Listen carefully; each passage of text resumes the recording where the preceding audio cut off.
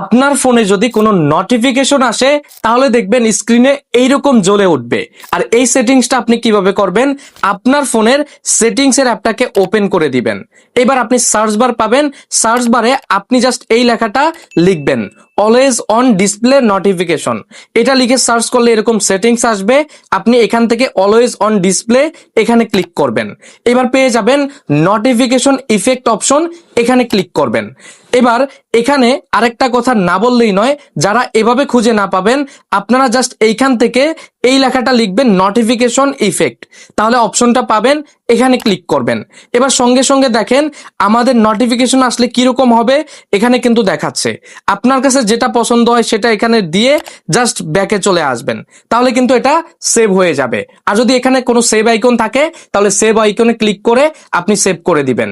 আর অবশ্যই ভিডিওটা শেয়ার করে আপনার ফেসবুকের টাইমলাইনে রেখে দিতে ভুলবেন না।